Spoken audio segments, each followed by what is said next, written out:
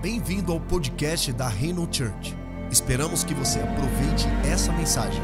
Mais informações sobre esse conteúdo e outros recursos, visite reino.church. Glória a Deus, amém? Vamos para a palavra, irmão. Vocês estão aqui com fome pela palavra de Deus? Amém? Quem trouxe Bíblia aí, levanta sua Bíblia aí, ou o celular. E o caderno de anotação, trouxeram? Eita glória!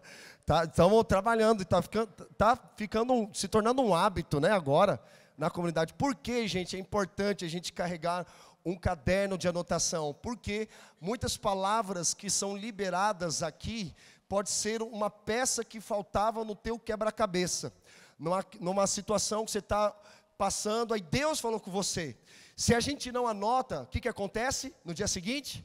A gente esquece, aí a gente fica toda hora buscando uma palavra nova de Deus, quando na verdade Deus já tinha liberado uma palavra, você que deixou a palavra escapar. Lembra da parábola do semeador?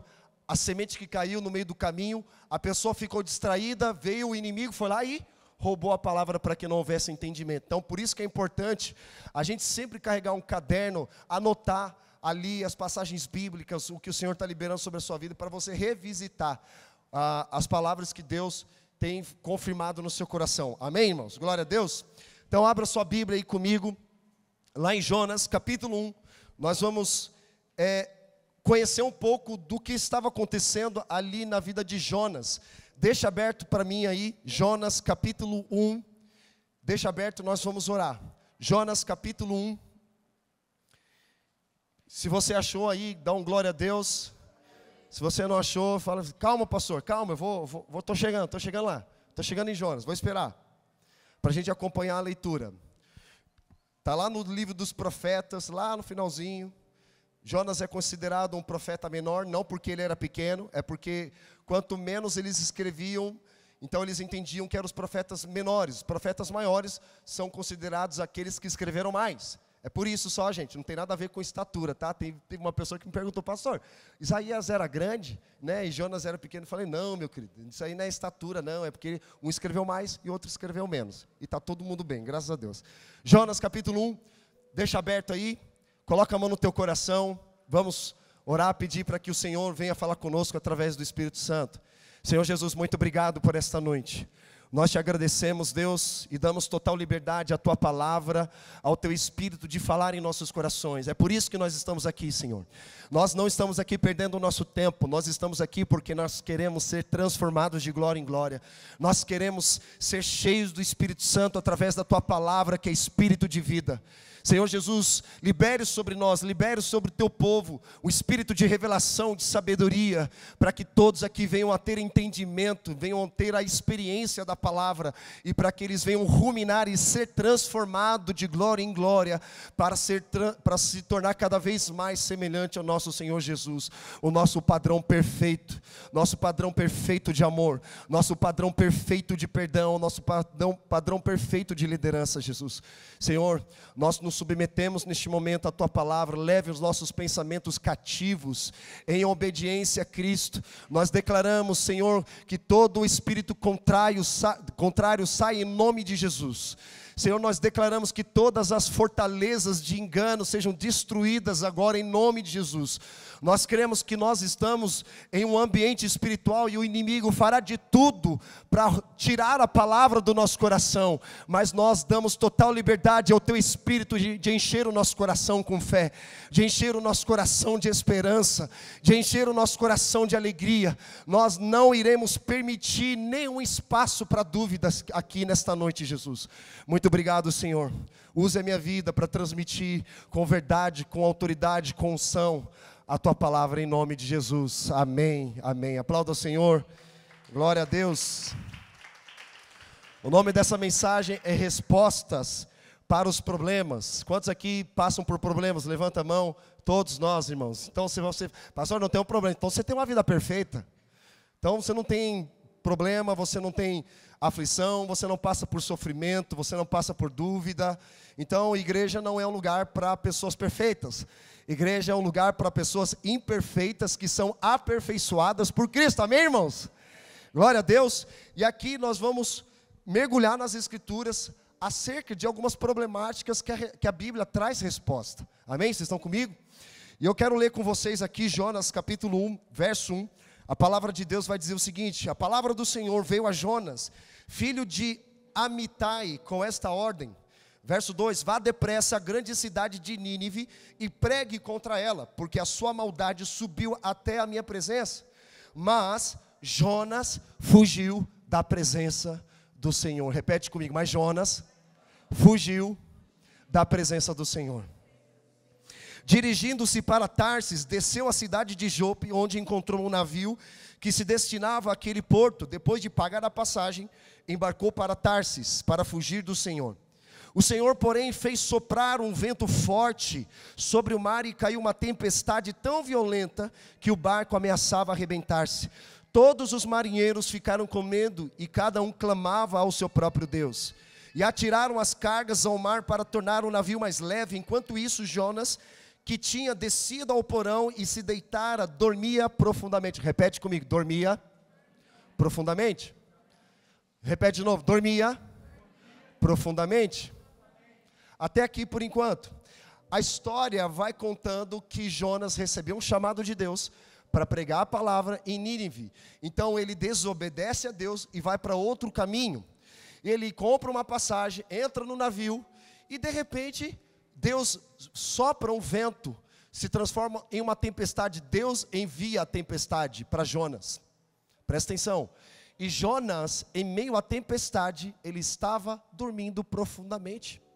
Como que esse homem que desobedeceu a Deus conseguia encostar a sua cabeça no travesseiro e dormir em paz? Mesmo sabendo dos problemas que ele estava enfrentando por conta da desobediência dele. Então tem tempestades, irmãos, que nós vamos aprender aqui, que é Deus quem manda. Outras tempestades não estão no nosso controle, é o inimigo que manda. Vai lá comigo em Mateus capítulo 8, versículo 23, rapidinho. Mateus capítulo 8, verso 23. Mateus capítulo 8, verso 23. Então nós vemos a primeira tempestade, foi Deus quem envia ali para a vida de Jonas, justamente para chamar a atenção de Jonas para voltar a fazer o que Deus havia pedido para ele fazer. Então existem tempestades na nossa vida que passamos, irmãos, que é provação de Deus, assim como nós ouvimos o testemunho da irmã Stephanie, que entendeu que o carro quebrou porque foi permissão de Deus, porque Deus queria comunicar algo para ela, que estava desalinhado com a vontade dele. Então a gente precisa ter esse discernimento em discernir quando é Deus enviando uma tempestade ou quando somos nós que criamos os problemas. Ou tu acha que você não cria problema? Amém? Mateus capítulo 8, verso 23, vai dizer o seguinte: entrando ele no barco, seus discípulos o seguiram. De repente, uma violenta tempestade, olha só, uma violenta tempestade abateu-se sobre o mar, de forma que as ondas inundavam o barco. Jesus, porém, dormia. Repete comigo: Jesus dormia. Fala de novo: Jesus dormia. Assim como Jonas estava dormindo, Jesus também estava dormindo. E tinha uma tempestade também. Versículo 25, os discípulos foram acordá-lo, clamando: Senhor, salva-nos, vamos morrer. Foi a sensação, o medo. O medo nos leva a esse lugar de desespero. Quantos aqui já ficaram com medo? Em nome de Jesus, levanta, em nome de Jesus não. Levanta a mão. É normal, o medo, ele é humano. Amém, irmãos? É humano. Nós sentiremos medos, assim como dúvidas, passaremos, sentiremos situações. Se nós não tivéssemos medo, nós deixaríamos de ser humanos. Medo faz parte da nossa humanidade, é um sentimento, mas nós não podemos ser governados pelo sentimento do medo, assim como da dúvida, porque nos leva ao lugar de incredulidade. Quando o nosso coração é cheio de medo, não há espaço para fé. Assim como o nosso coração é cheio de dúvida, não há espaço para esperança, não há espaço para o sobrenatural de Deus. Ou você vive por dúvida, ou você vive por fé. Ou você vive por medo, ou você vive pelo amor. E Tiago diz que o perfeito amor lança fora todo medo. Nós precisamos crer no que a palavra de Deus diz a nosso respeito. Lembra que eu falei algumas vezes aqui? Tem dias que nós não estamos bem. E está tudo bem. Mas nós não podemos ser governados pelo medo. A nossa vida não é definida no momento que nós estamos sentindo algo. Então não tome decisões permanentes em cima de problemas momentâneos. Nós passamos por problemas, mas nós precisamos ter o cuidado de não tomarmos decisões importantes na nossa vida em meio a uma tribulação, uma tempestade que nós estamos passando. Vamos lá, versículo 26. Ele perguntou: por que vocês estão com medo, homens de pequena fé? Percebe que o medo, ele ataca o fundamento da fé. Por que vocês estão com medo, homens de pequena fé? Então ele se levantou e repreendeu os ventos e o mar, e fez completa bonança. Os homens ficaram perplexos e perguntaram: quem é este que até os ventos e o mar lhe obedecem? São duas histórias parecidas, não é verdade? Só que qual a diferença? Um desobedeceu e o outro obedeceu. Um estava dormindo profundamente e o outro dormia tranquilamente. E uma tempestade foi enviada por Deus para Jonas, porque ele desobedeceu ao Senhor. Deus estava chamando a atenção de Jonas: Jonas, eu não pedi para você ir para Tarsis, eu pedi para você ir para Nínive. Então ele buscou fugir da presença de Deus, irmão. Uma coisa que acontece a partir do pecado é que nós buscamos viver uma vida fugindo da presença de Deus. Como nós cantamos: quem já pisou no Santo dos Santos em outro lugar não sabe viver. Ele pode até ir, né? Mas ele vai se sentir incomodado, ele vai entender que aquele não é o lugar dele. Se você estiver lá no mundo, você não vai conseguir, entre parênteses aqui, você não vai conseguir pecar direito, porque você vai ficar lembrando do ambiente de presença de Deus, do ambiente congregacional, de louvor, de adoração. Você não vai conseguir pecar da forma como você gostaria. E aí o cara fica com o coração dobre. O que é o coração dobre? Fica inconstante, porque ele chega na igreja, ele tenta adorar a Deus, entrar no Santo dos Santos, mas toda hora ele fica pensando lá fora. Fica pensando na conta, fica pensando na balada, fica pensando na menina, fica pensando no garoto que ele quer ficar, beijar, transar e fazer lá sei lá o quê.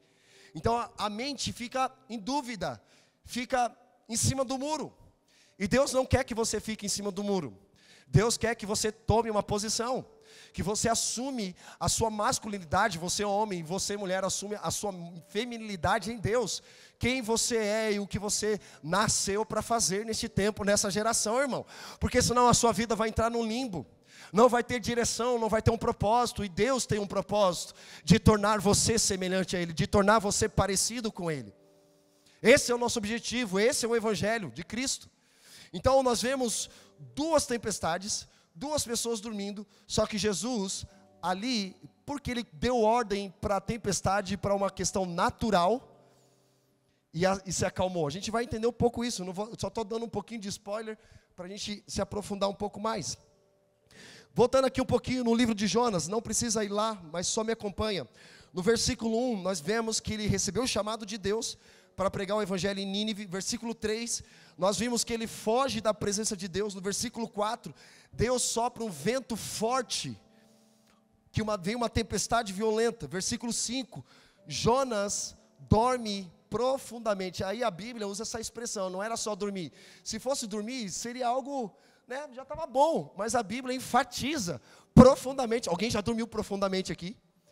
Que dormiu, passou a noite inteira, acordou depois do meio-dia, né? Todo mundo já foi para o culto de manhã, já foi no parque, passeou, e o cara está acordando ainda, mas a vida para quem acorda cedo já passou. Para quem acorda cedo, irmão, quando dá 10 horas, praticamente já foi metade do dia. Ele dorme cedo, ele se organiza melhor. Gente, é saudável e já é comprovado cientificamente que quem acorda cedo e dorme cedo vive uma vida melhor. Sabe, no final do dia, é o que eu falo ao pessoal: gente, não deixa para ler fazer o seu devocional no final do dia, porque a sua mente está cansada, está agitada, e aí quando você vai pegar para ler, o que acontece? Bate o sono. Ontem à noite, a gente estava tão cansado, a gente foi para o parque, né? Depois fomos almoçar na casa dos irmãos, e uma comida tão boa que dá tristeza, de tão boa que é, que você quer dormir, você quer descansar, você quer esticar as pernas e tal, e a gente ficou acordado e tal. Aí Joaquim foi dormir, a Érica foi dormir e o Theo estava acordado comigo. Falei, Theo, só nós dois acordados aqui, bora dormir? Ele, não, pai. Falei, não o quê? Tem um devocional. Falei, misericórdia.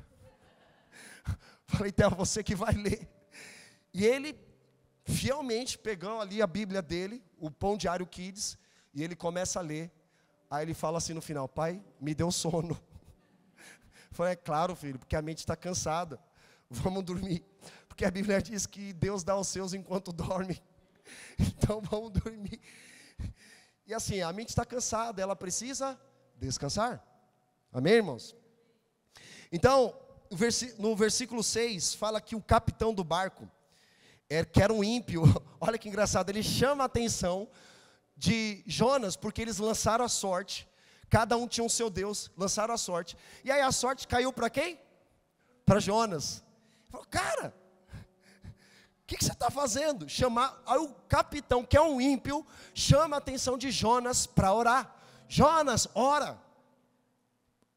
Meu irmão, você viveu uma vida a ponto de um ímpio chamar você para orar, é porque você está indo em mesma direção de Satanás. A sua vida está realmente assim, uma vida espiritual e moral fragilizada, a ponto de um ímpio chamar a tua atenção, dizendo, cara, você não vai orar não? É vergonhoso, irmão, é vergonhoso, mas vamos lá. E aí ele chama a atenção, aí ele fala o seguinte, como você pode dormir enquanto nós estamos passando por uma tempestade? Como você consegue encostar a tua cabeça no travesseiro enquanto nós estamos passando por um problema? Jonas, nós vamos morrer, cara. Como você consegue encostar a tua cabeça no travesseiro? Aí eu conversando ali em casa, na mesa, aí uma pessoa falou, aí um do pessoal da minha família, para não expor, né? Falou assim, porque ele confia em Deus. Eu falei, não, ele não confia em Deus. Porque uma pessoa que desobedece a Deus, é porque ela não confia em Deus. Não, mas porque ela estava dormindo tranquilamente, estava dormindo, mas parece que, assim como vidas de muitas pessoas, o pecado cauterizou. Ela não sente mais a tristeza do pecado. A mente literalmente cauterizou. Pastor, eu consumo pornografia. Mas não tem problema não, pastor, eu consigo dormir tranquilamente. Percebe que cauterizou o pecado? Pastor, eu estou traindo a minha esposa. E o cara vivendo a vida normal, como se isso não fosse um problema. Sabe o que eu aprendi? Se nós estamos com um problema e não encararmos como um problema, para Deus também não vai ser um problema. Por mais que Deus tenha interesse em resolver os nossos problemas, nos ajudar a resolver os nossos problemas, porque eu creio no Evangelho, mas se você não entender que você tem um problema, Deus fala assim, se para você não é um problema, para mim também não é. Porque aí entra, sabe o que? A autossuficiência. Não há espaço para a presença de Deus. Não há espaço para Deus mover o sobrenatural no coração de uma pessoa autossuficiente. Ela é soberba, orgulhosa. Não, eu sei resolver, sabe? Então tá bom, vai resolver. Não, eu sei cuidar disso. E você vê o fruto de pecado na vida da pessoa, e ela acredita que ela está fazendo algo bom. E aí ela fala o seguinte, ora por mim. Mas como assim que eu vou orar por você? Você já tomou as decisões, vou ter que orar para você que já tomou a decisão, nem ouviu a Deus. Então pessoas que permitiu com que os problemas cauterizassem a sua mente, irmão. Isso é extremamente perigoso, assim como Jonas dormia tranquilamente.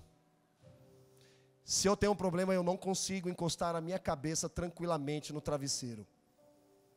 Não consigo. Eu vou buscar ao máximo, com a ajuda de Deus, resolver. Porque tem problemas que nós mesmos que criamos. O que semeia, colhe. Quem erra, vai colher as consequências do erro do pecado em algum momento. Precisa ter a maturidade em reconhecer. Lembra de Adão? Adão pecou aonde? Tem alguém aqui comigo? Adão pecou aonde, gente? No paraíso. Davi também pecou. Só que ele se arrependeu. Então a questão não é o ambiente que você está inserido. Quem pecou no céu? Lúcifer. Adão pecou na terra.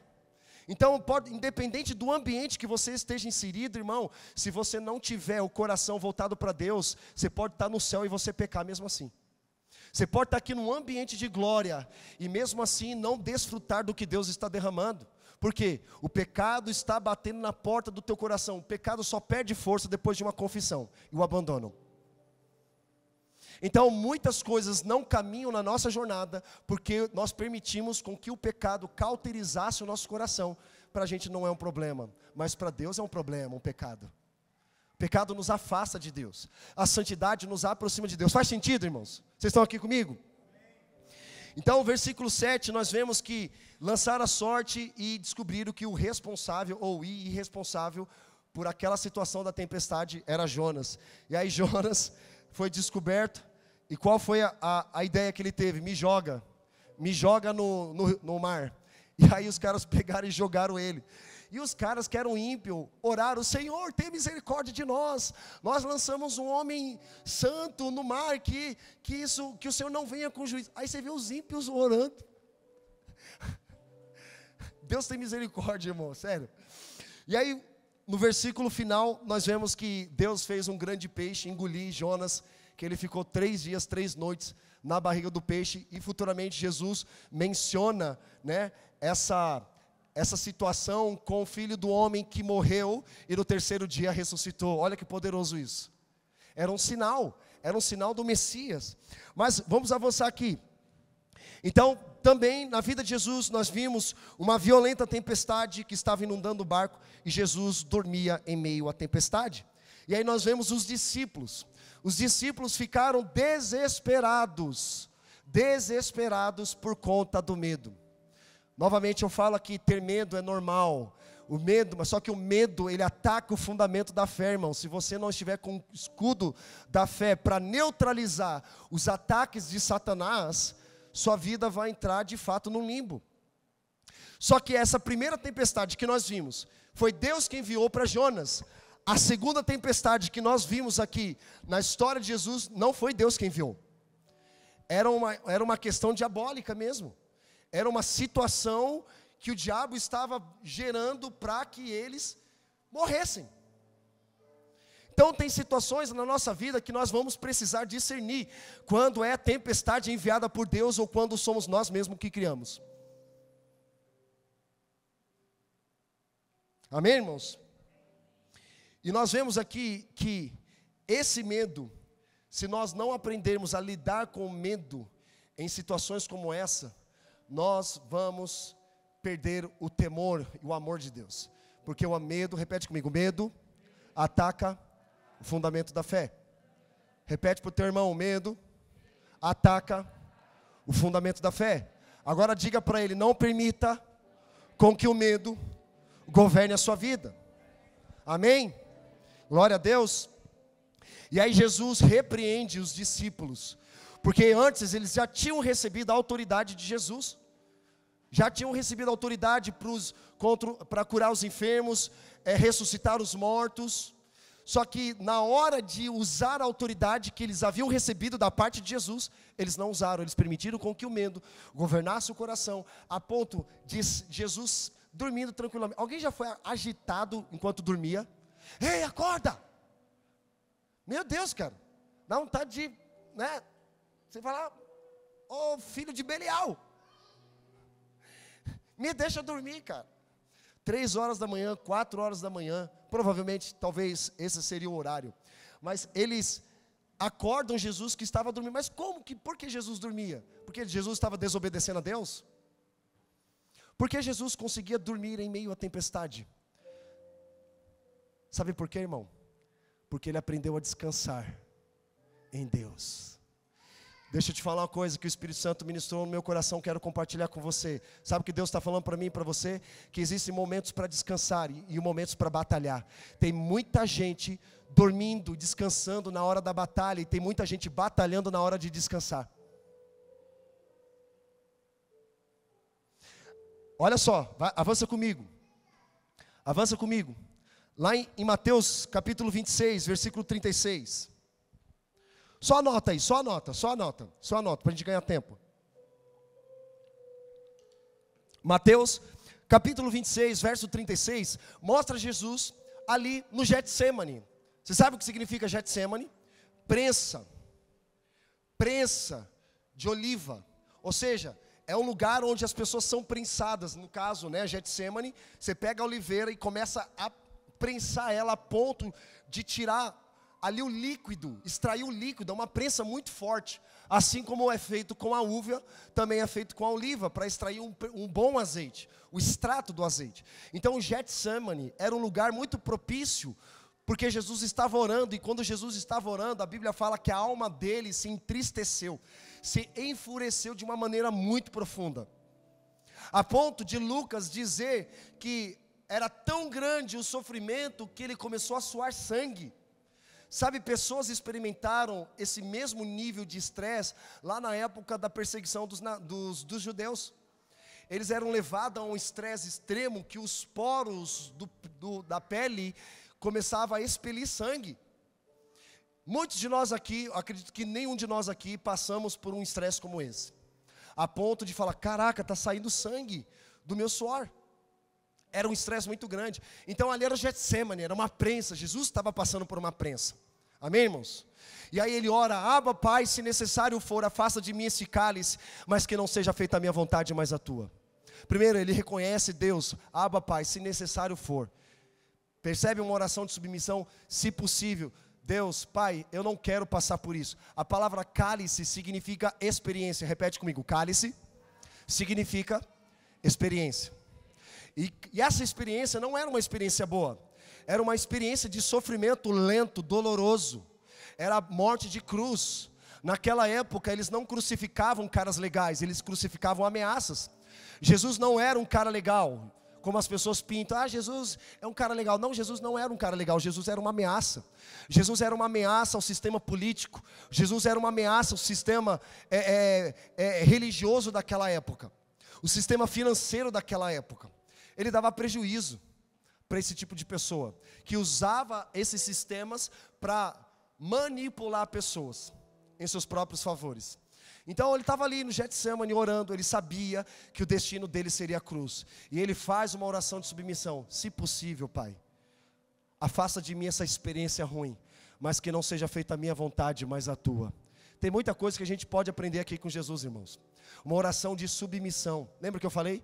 A submissão vem através de uma vida cheia do Espírito Santo. Só há submissão se eu for uma pessoa cheia do Espírito. É por isso que casais não conseguem se comunicar, submeter uns aos outros, como nós abordamos no curso sábado. Sujeitam-se uns aos outros. Ou seja, marido se submetendo à esposa também. Mas muito marido fala, não, eu não fui chamado para me submeter. Quem foi chamado para submeter é só a mulher. Não, é ambos. Só que a submissão é diferente um do outro, porque existem necessidades diferentes, tanto do homem quanto da mulher. Hã? Amém. Glória a Deus. Tem que você falar mãe. Glória a Deus. Tá atento aqui. Então, voltando aqui. Olha só o que acontece. Jesus estava orando ali em Mateus capítulo 26. Aí de repente, ele chega, a alma dele estava angustiada, com uma tristeza profunda, e ele fala para os três, Pedro, Tiago e João, orem e vigiem, porque o meu dia está próximo. Aí ele sai, vai ter um tempo de solitude, e naquele tempo de solitude que ele tem com Deus, ele volta. Quando ele volta, encontra Pedro, Tiago e João, o quê? Orando? Dormindo. Cara, é para você batalhar, é para você orar, é para você lutar em oração, e você está descansando. Percebe, gente? Vocês estão aqui comigo? Vocês estão compreendendo? Pessoas estão dormindo na hora da batalha, e pessoas estão batalhando na hora que é para descansar. Então, Deus está querendo alinhar a nossa vida aqui, irmãos, a ponto de nós ouvirmos e discernirmos o tempo. Sabe, havia uma tribo em Israel chamada Filhos de Issacar. Eles discerniam os tempos e sabiam como agir. Repete comigo, tempo e modo. Tempo e modo. Você só vai saber como se mover se você discernir o tempo que você está vivendo. O que Deus está comunicando naquele tempo para você. Olha, isso aqui é importante, gente. Em nome de Jesus, que você compreenda isso e você aplique na sua jornada. Discernir o tempo e o modo como agir. Tempo e modo. Então, Jesus falando para eles, ore e vigie. Aí Jesus novamente sai para orar em solitude com Deus. E ele ora novamente, Pai, se necessário for, que eu não beba desse cálice. E ele volta. Quando ele volta, vocês não puderam orar 1 hora sequer comigo. Orem e vigiem. Aí Jesus sai de novo, ora a Deus, e ele volta. Pela 3ª vez, ele encontra os discípulos fazendo o quê? Dormindo. A Bíblia fala que os olhos estavam pesados. Sabe por que isso, irmão? Lembra que Jesus estava angustiado, triste? É quando você perde a sensibilidade da alma do outro e olha para si próprio. Percebe que você não tem sensibilidade. Eles não tiveram sensibilidade. Jesus era humano também. Jesus tinha uma necessidade. Jesus pediu: intercede por mim, por favor, eu não estou bem. Eu não estou bem. A minha alma está aflita, ore por mim. Eles estavam tão insensíveis com o que estava acontecendo que eles optaram em dormir ao invés de batalhar. Tem muita gente dormindo na hora da batalha. E muita gente batalhando guerras que Deus não chamou você para batalhar. Muita gente entrando em lutas que Deus não pediu para você entrar, quando na verdade é para você descansar.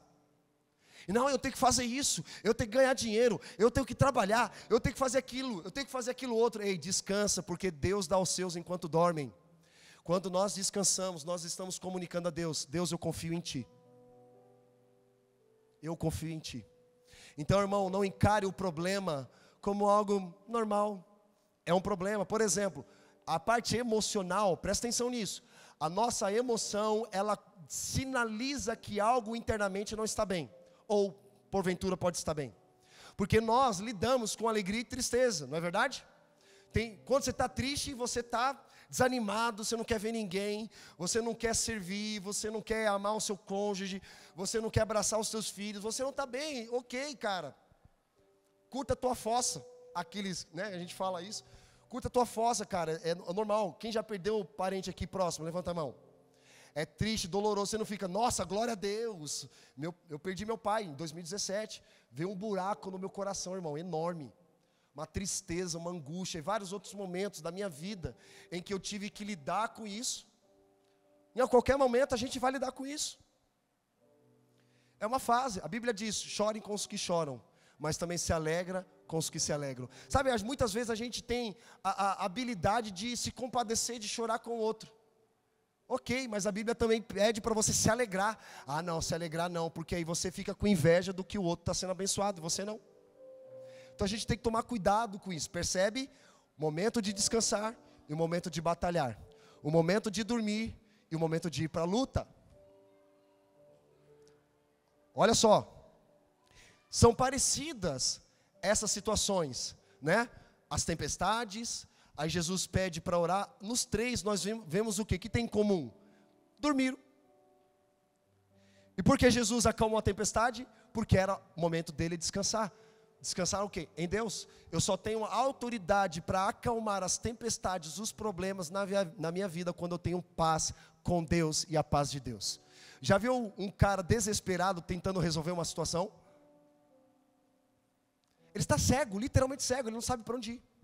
Ele não sabe o que fazer. Aí sabe o que Deus ministrou no meu coração quando eu estava meditando nisso? Olha só. Primeiro, que nós precisamos aprender a ficar a sós com Deus. Existem muitas vozes. Vocês ouviram a Stephanie falando? Meu Deus, é muita voz, né, da minha família interferindo. Eu preciso um tempo a sós com Deus para ouvir o que Deus tem para mim e para minha casa. É necessário isso. É necessário silenciar as vozes. Lembra que eu falei uma vez aqui que a voz de Deus é como voz de muitas águas? Quando você se aproxima da cachoeira, você não consegue ouvir a voz das outras pessoas, somente da tempestade, da cachoeira. Então, para você ouvir a voz de Deus, você precisa silenciar todas as outras vozes na tua vida. Sabe por que isso, irmão? Tem muita gente dando opinião e não conselho. Quem dá opinião é criança, adolescente, mas conselho é só gente adulta, madura. Tem muita gente entrando em problemas porque está ouvindo opiniões de gente imatura, está deixando de ouvir conselhos de pessoas maduras. Na multidão de conselheiros, não de opiniões, na multidão de conselheiros há sabedoria. Na multidão de opinadores é sentar na mesa dos escarnecedores. Se eu perguntar assim para o Theo, me dá uma opinião sobre isso, ele vai dar. Pai, eu acho isso legal, mas ele não tem marcas, ele não tem cicatrizes, ele não tem experiência. Mas ele vai dar opinião, todo mundo dá opinião, já parou para pensar nisso? Todo mundo na internet dá opinião. Meu Deus, eu sou linchado muitas vezes quando eu faço umas postagens lá. Pessoal, não, porque minha opinião, esse negócio de masculinidade bíblica, esse negócio não deveria existir. Rapaz, aí o cara achou, eu falei assim, ou você é tanga frouxa, ou você é um homem viril. Você está me chamando de tanga frouxa, de homem viril? Homem, tanga frouxa, para quem não sabe, é um homem sensível, é um homem delicado. E tudo bem ser isso, porque a Bíblia fala que Jesus ele era manso e humilde, amém, irmãos? Ele era um cordeiro, mas também a Bíblia diz que ele era um leão. Ele era um homem viril. Ele sabia equilibrar quando era o momento necessário de ser manso e humilde, e o momento exato para ser um homem viril. Então tem muita gente aí sendo muito doce, muito sensível, em momentos que é para ser viril. Porque se eu sou apenas manso, doce com os meus filhos, em momentos que é para ser viril, os meus filhos vão me manipular. Eles vão querer fazer com que eu faça os desejos deles. Não, eu sou pai deles, eu não sou amigo deles. Amigos que nós encontramos, amigos do mundo, né? Que a gente vê que na verdade não é amigo, porque amigo mesmo tem que ser amigo de Deus. Para ser amigo tem que ser amigo. Cara, você quer ser meu amigo? Primeiro, ser amigo de Deus. Tem muito crente ouvindo gente que não ouve a Deus, irmão. E nas redes sociais da vida, no nosso dia a dia, muita gente que é até crente, mas que não ouve a Deus, quer dar opinião na tua vida. Quer dar opinião. Por exemplo, se você fala assim, cara, eu estou com uma dúvida, eu não sei qual decisão tomar. Aí você pergunta para um crente, ele vai dizer uma coisa. Para o outro, ele vai dizer outra coisa. Aí você fala, puxa, é muita coisa, muitas vozes. Aí vai perguntar para o fulano, ele vai ter uma opinião. Para o cicrano, ele também vai ter uma outra opinião, muitas vezes contrária do que o outro falou. Aí você fica mais confuso ainda. Já pesquisou sobre um assunto? Que quanto mais você pesquisa, mais perdido você fica? Por exemplo, eu fui pesquisar projetor para a igreja. Quando eu comecei a pesquisar, falei, meu Deus, estou perdido. Tem muita variedade, muita opção. Aí o que eu faço? Aí o que você precisa fazer quando você está perdido, irmão? Quando você tem dúvidas sobre um assunto, o que você precisa fazer? Ir atrás de alguém que está à frente de você. De atrás de alguém que conhece sobre isso. Perguntei para o Danilo, não conheço nada de bombeiro, de alvará, de AVCB. Conhece alguém que é especialista? Eu vou procurar o quê? Um especialista. O problema é que a gente vai procurar a opinião de pessoas que não têm autoridade, não têm experiência sobre aquela área. E aí nós ouvimos opinião de pessoas imaturas. E muitos de vocês provavelmente devem ter escutado opiniões e tomado decisões em cima de opiniões. Faz sentido? Repete comigo. Eu quero, coloca a mão no teu coração. Você vai profetizar sobre a tua vida. A partir de hoje, repete comigo, a partir de hoje, não vou ouvir mais opiniões de pessoas imaturas. A partir de hoje, eu ouvirei somente conselheiros sábios. Amém. Eu observando na minha jornada, irmãos, eu também estive nesse lugar, de ouvir opiniões de pessoas imaturas, e tomei decisões de forma prematura, que não era para tomar. O cara falou assim, não, você tem que descansar, quando na verdade era para batalhar. E eu fiquei lá dormindo, descansando, e o problema vindo, sabe aquela coisa, irmão? Acorda para a vida. Se você fugir do problema, o problema não vai fugir de você, vai ficar lá ainda, até você resolver. Tem muita gente que fala, não, eu vou esparecer a cabeça, vou fugir dos meus problemas. Foge. Lembra do filme Rei Leão? Simba encontra 2 adolescentes irresponsáveis. 2 adolescentes hippies, com uma filosofia de vida, uma opinião. Os seus problemas você deve esquecer. E cantavam isso, alegremente, achando que a vida era maravilhosa. Os seus problemas você deve esquecer. E viviam uma vida hippie, né? Um leão comendo lesma. Um leão comendo planta. E achando aquilo lindo, maravilhoso. Até que encontrou uma mulher leoa e deu um soco na cara dizendo, ei Simba, cara, você é um leão. Não, eu não sou. Cara, Simba, você precisa voltar para o reino, porque o teu tio Scar destruiu o reino, cara. Você é o herdeiro do trono. Não, esse era eu no passado. Agora eu sou hippie aqui junto com Timão e Pumba. Nossos problemas nós esquecemos, deixamos no passado.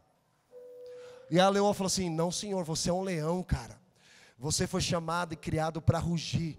Você foi chamado como leão da tribo de Judá. Jesus, presta atenção aqui, irmão. Quem está pegando o pé, quem não está pegando vai ficar boiando.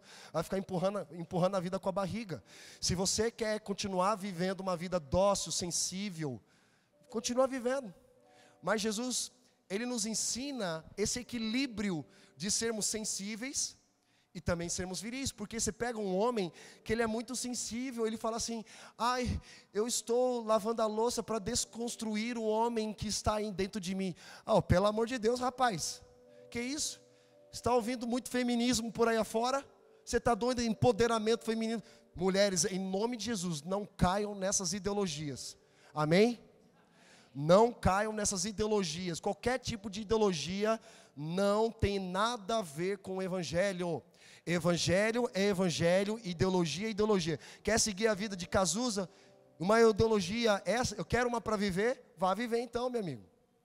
Mas não é isso que Deus tem para você. Deus não tem ideologia, Deus tem um Evangelho para você. Deus tem um Evangelho de transformação, e ideologia não transforma. Quem tem poder para transformar é somente o Evangelho de Cristo.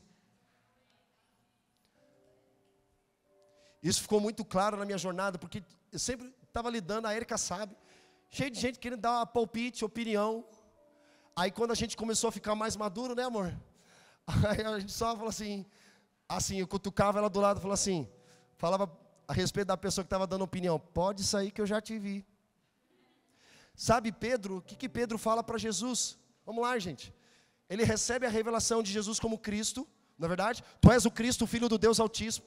E Jesus responde: dissestes bem, Simão Barjonas, porque não foi carne e sangue que te revelou, mas meu Pai. Presta atenção, isso aqui é muito importante. Para quem está fazendo a aula de paternidade e identidade, ele tem a revelação de Jesus como Cristo, e não como mestre, e não como o alfa, o ômega. Ele não tem a revelação de Cristo como um profeta, como um sacerdote. Ele tem a revelação de Jesus como Cristo, o Messias, o Deus encarnado, acessível e revelado.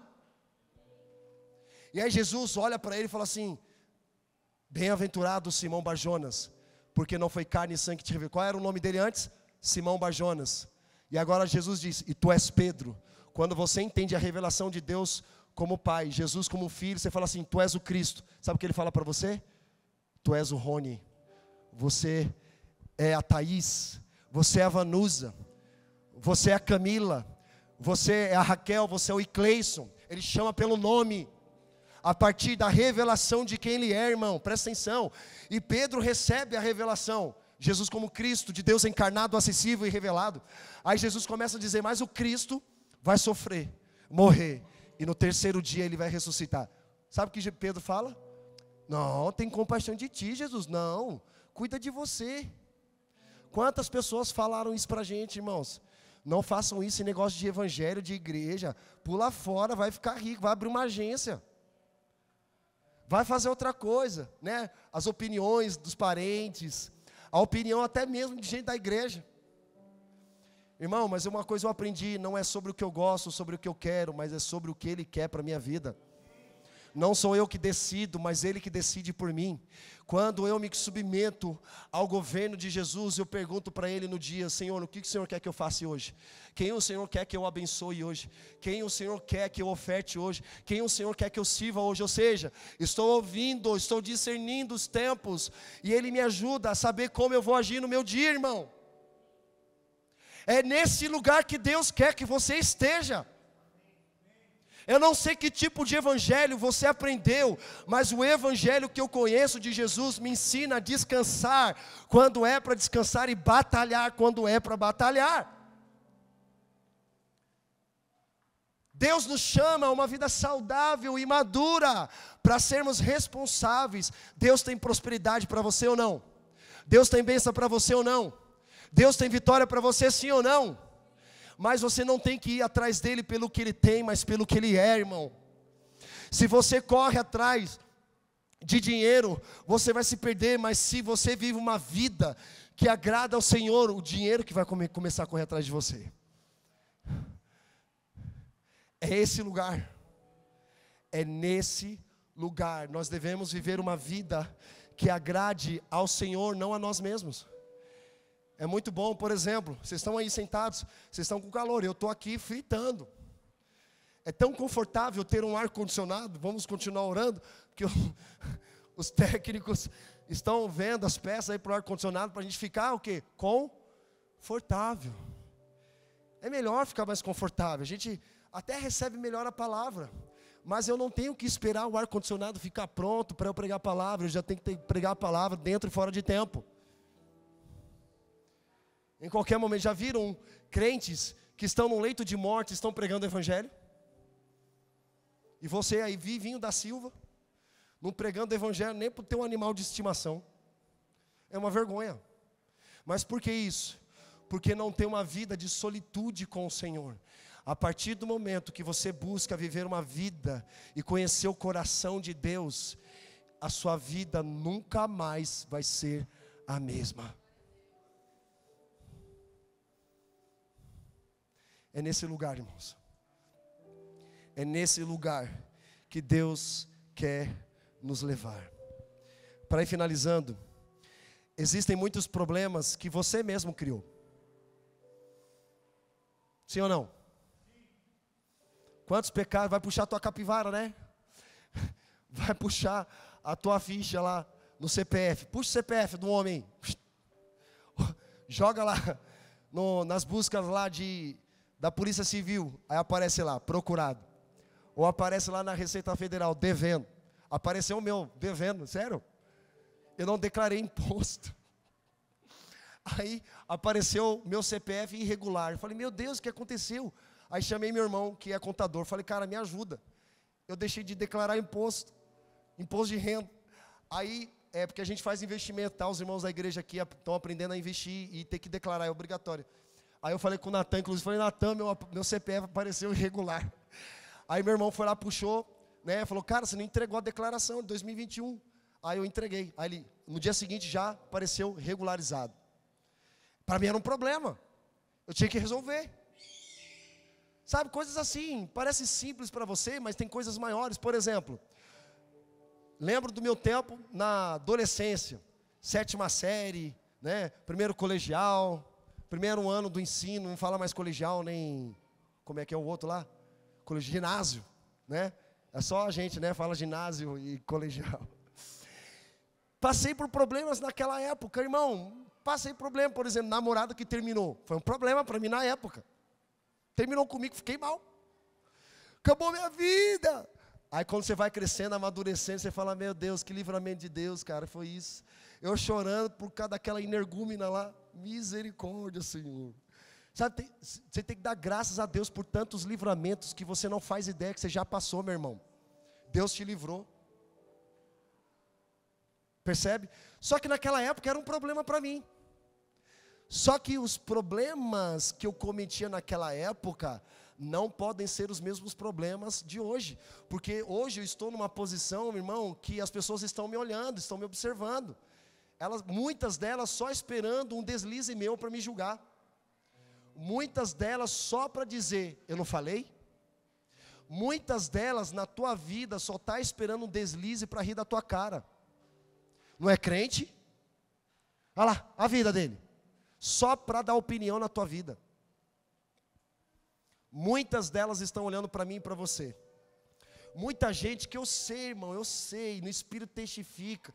Gente que quer o teu mal. Muita gente que quer o teu mal, o meu mal, só esperando uma oportunidade de Satanás para te envergonhar.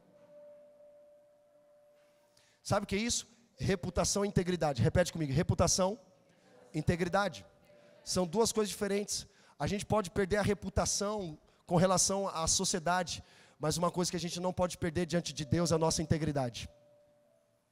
Quantas pessoas lembram de mim 20 anos atrás? Nossa, cara, é uma mentirosa. O ano passou, 20 anos passaram, ainda a pessoa tem a imagem, ainda, a cabeça. Ah, Robert é mentiroso. Meu amigo, passaram 20 anos, você continua nessa mesma ladainha ainda. Casei, tenho filhos, estou vivendo uma vida abençoada de Deus, você está ainda 20 anos. Aí vai puxar a capivara do cara, vários divórcios, filho com um, com outro, com aquilo outro, e você fala, é isso, a vida que você decidiu ter, cara. Essa foi a vida. O que você está vivendo hoje é reflexo das sementes que você semeou lá atrás. Vocês estão aqui comigo? Então não reclame se você está semeando algo que não agrada ao Senhor, e você está colhendo hoje. Você vai ter que assumir o BO. Vai ter que assumir as consequências desses erros. Então, o que nós estamos aprendendo aqui, irmãos, que existem problemas que nós mesmos criamos, mas em nome de Jesus Cristo, levou sobre si todos os nossos pecados, e pelas tuas pisaduras nós fomos sarados e libertos. Já não há nenhuma condenação para aqueles que estão em Cristo Jesus. É nessa palavra que nós devemos nos afirmar, irmãos. Eu não vivo de passado, dos problemas que eu causei, mas eu quero viver das promessas que Deus tem para mim hoje. É nesse lugar, o que Deus está falando para você hoje. Ah, mas pastor, aconteceu isso comigo. Tá, mas o que Deus está falando para você hoje? Deus está falando para você batalhar, cara. Não é para você descansar os problemas caindo, né? Ainda pega a música lá do Juliano Som, o mundo pode cair ao meu redor, em teus braços. Tem gente que canta essa música, mas está cheio de pecado, irmão, e quer que Deus resolva os problemas dele, mas o cara não quer se arrepender. Quer ser abençoado, quer ser próspero, quer ser vitorioso, mas não se arrepende dos pecados. O Espírito Santo não quer nos visitar, o Espírito Santo quer nos habitar, e ele precisa encontrar uma casa limpa. Isso é arrependimento. Então depois não fique reclamando, dizendo, pô, Deus não abençoa, eu estou indo para o culto, nada resolve. Eu oro e nada resolve. Eu faço isso, nada resolve. Mas por quê? As suas orações estão pautadas no seu ego, naquilo que Deus pode fazer para você, mas o que Deus quer fazer em você, não se importa?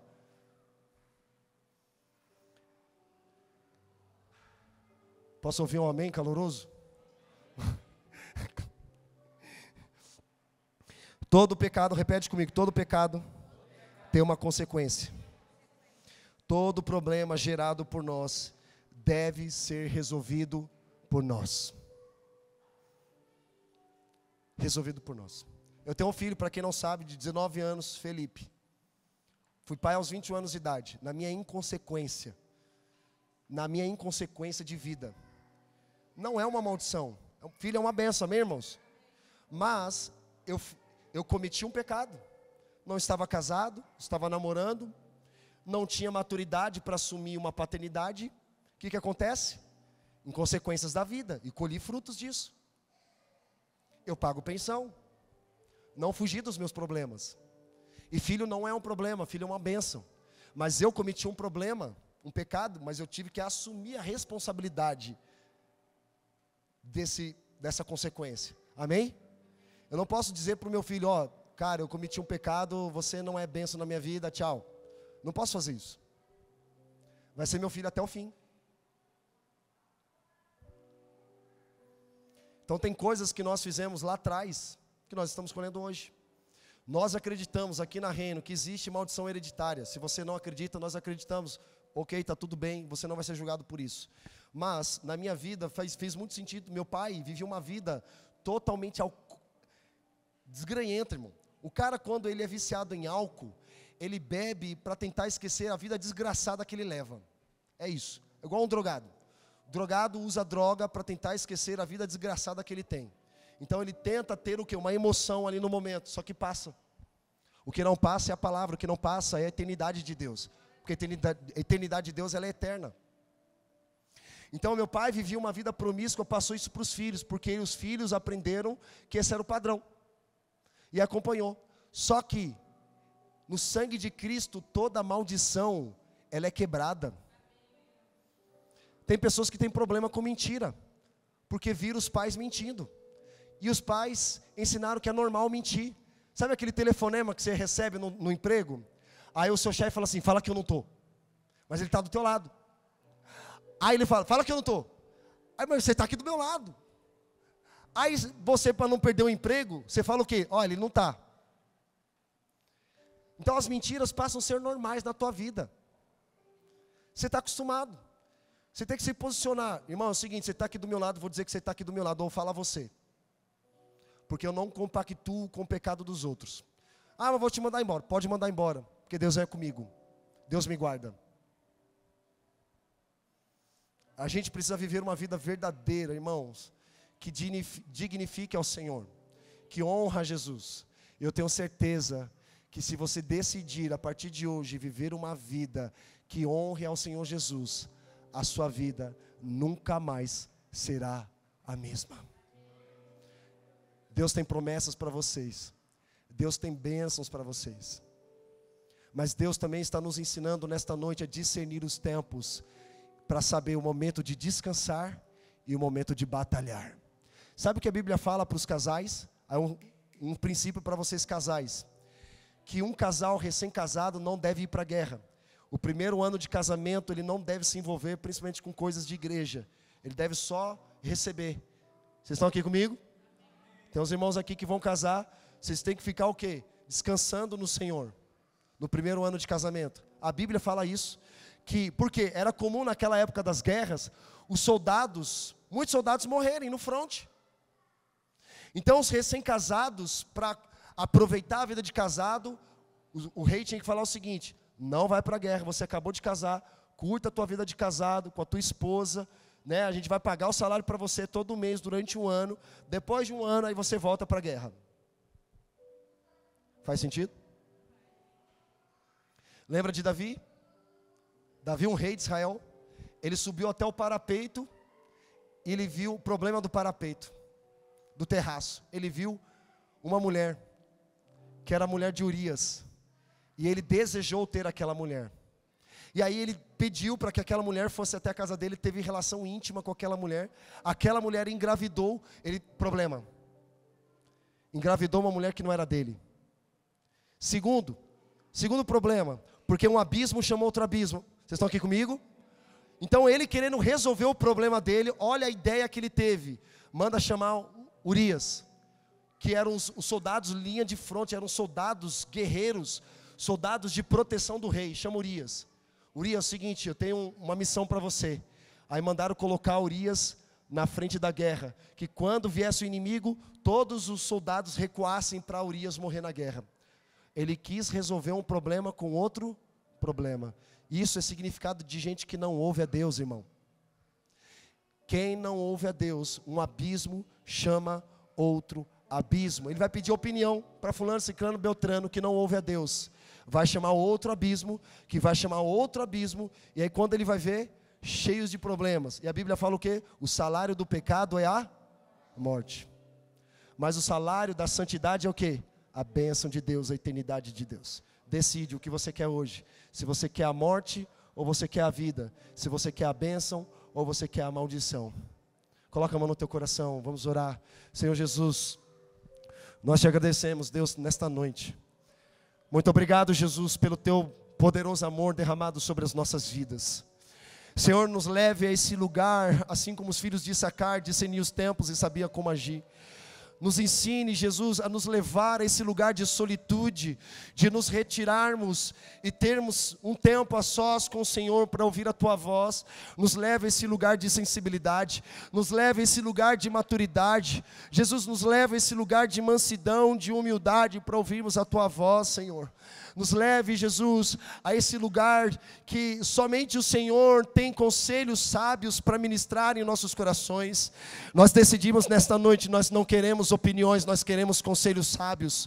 Então eu peço, Senhor, nesta noite, coloque sábios, pessoas sábias na vida dos teus filhos, para que eles possam andar, porque a Bíblia diz, os que andam com sábios serão sábios, se tornarão sábios, mas os tolos não andam com sábios, os tolos fazem tolices, os tolos andam uns com os outros tolos.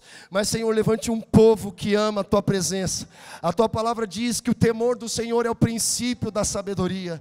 Nos leva a esse lugar, Jesus, esse lugar de maturidade, esse lugar de ouvir com clareza a Tua voz. Nos leva a esse lugar de discernir o tempo que é para descansar, um tempo que é para dormir em Tua presença, porque a Tua palavra diz que o Senhor dá aos seus enquanto dormem, porque são pessoas que confiam no Senhor. são como os montes Sião que não se abalam, mas permanecem para sempre.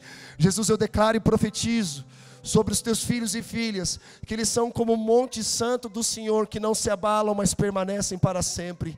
Jesus, eu dou ordem no reino espiritual, Jesus, contra toda disfunção emocional, Senhor.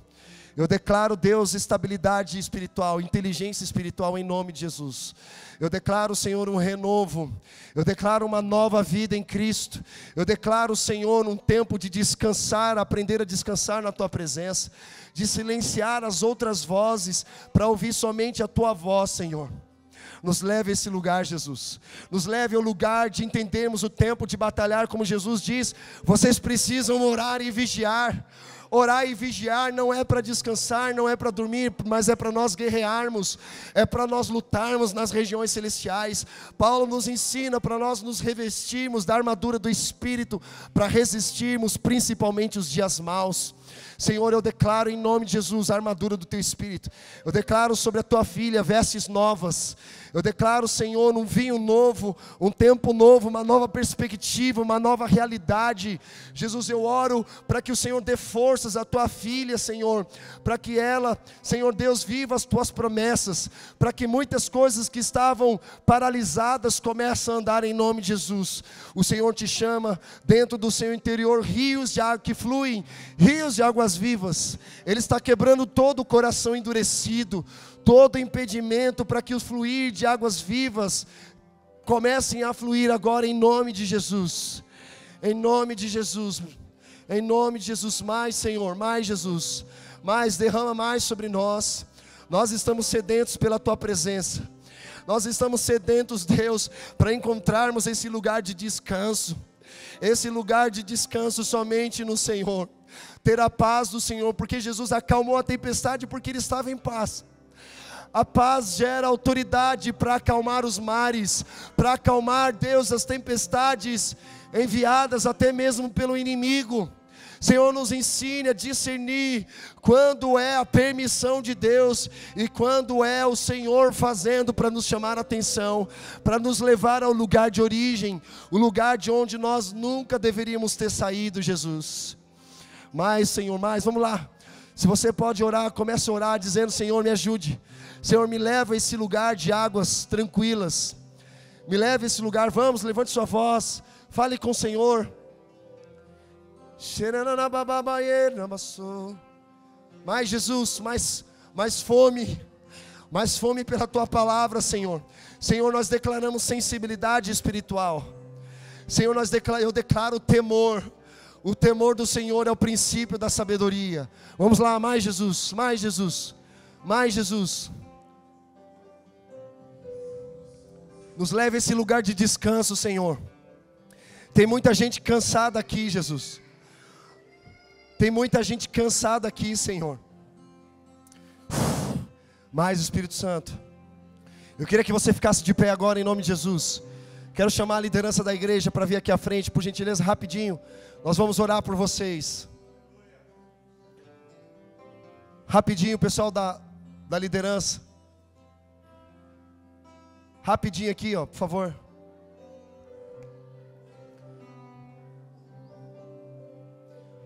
Nós queremos orar por vocês. Amém? Vocês estão aqui, gente? Nós queremos ministrar de forma individual a tua vida neste momento. Porque nós queremos que Deus tenha algumas particularidades para falar no teu coração, coisas específicas. Nós queremos aproveitar esse momento para o Senhor ministrar no seu coração. Fica com os teus olhos fechados, coloca a mão no teu coração. Nós vamos orar por vocês. Os homens vão orar pelos homens e as mulheres vão orar pelas mulheres. Pode ir, pode ir. Agradecemos você por ouvir mais uma mensagem da Reino Church. Para conhecer mais sobre nós ou contribuir para que mais pessoas sejam alcançadas, clique no link que está na descrição desse podcast.